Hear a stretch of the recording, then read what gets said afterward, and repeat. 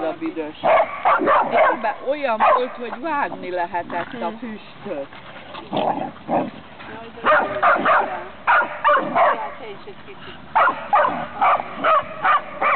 Milyen hülyék az emberek, az első gyilkát teljesen szét. Olyan, hogy lehet valaki ennyire buták, hogy leverte talán még a tavalyi termést is már. Úgy agyonverte ott azt az gyilkát. De akkor annak a darabjai vannak ott? Az. Olyan 2 méteres fágot reggel azt próbálta Lara elvinni, hogy neki azt kell. Képzelnek magukba ezek a buták a emberek. Mi van? Minden nap van valakinek.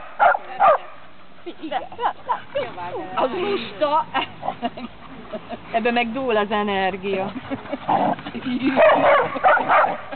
Azt sem bírom már, mert a nyelven le van. Isti! Te! Neki sem bírom. Az is válik a levegőt, az is. Guszti! Tényleg olyan, mint hogyha mérgesen, nem is morogna, azt közben csak a levegő is.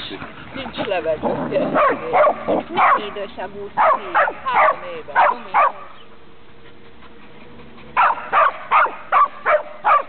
Bicsi, nem? Nagyon jó alkotott.